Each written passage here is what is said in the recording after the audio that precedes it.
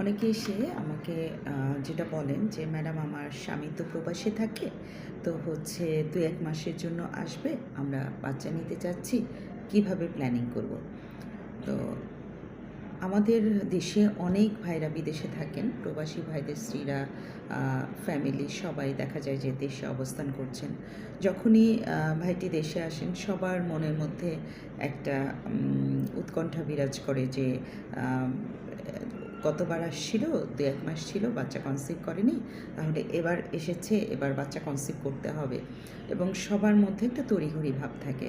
তো এই এই যে প্রবলেমটা বা এই সমস্যাটা কিভাবে সমাধান করা যায়, এই বিষয়টা নিয়ে আমি আপনাদের ৪ টা পয়েন্টে কথা বলবো যে এগুলি যদি আপনারা একটু চিন্তাভাবনা করে প্ল্যানিং করে করেন, তাহলে হয়তো আপনারা সুন্দরভাবে বাচ্চা কনসিভ করতে পারবেন।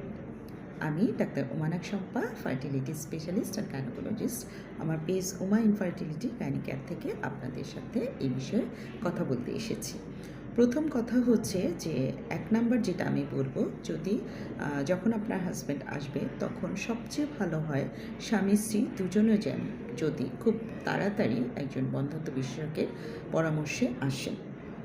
দুজনেই ইভ্যালুয়েশন করেন এবং ট্রিটমেন্ট অপশনগুলি সম্পর্কে আপনারা জানেন, বুঝেন এবং কোনটা আপনার জন্য সুইটেবল বা কোন ট্রিটমেন্ট অপশনটা আপনি নিতে চান সেটা দুজনে মিলে প্ল্যান করে চিকিৎসাটা শুরু করেন।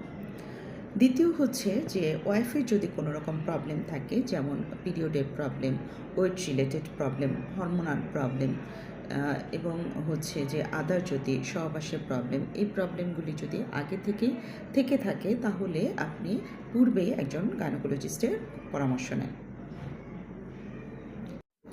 ওয়াইফ যখন আগে থেকে আমাদের কাছে দেখাবেন তখন ওনার সব হরমোন প্রোফাইল, অ্যাসেসমেন্ট সব কিছু যখন আমরা করে ফেললাম, যদি কোনো রকম কোনো সমস্যা থাকে থাইরয়েডের, প্রোল্যাকটিনের অথবা ওয়েট রিলেটেড কোনো সমস্যা অথবা জরায়ুর কোনো সমস্যা, সেই জিনিসগুলি আমরা কিন্তু আগে থেকে সলভ করে ফেললাম। যখন ওনার হাসব্যান্ড আসবেন তখন কিন্তু দেখা যাবে তাহলে একটা মাসও কিন্তু ওনাদের নষ্ট হবে না।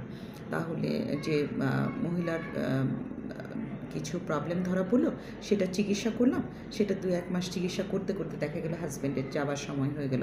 সেই ক্ষেত্রে যদি আপনারা আগে থেকে আসেন অ্যাসেসমেন্ট করে এবং যদি কিছু ট্রিটমেন্টের দরকার থাকে তাহলে আমরা সেই হিসেবে ট্রিটমেন্ট দিয়ে থাকি, যাতে আপনাদের একটা মাসও সময় নষ্ট না হয়।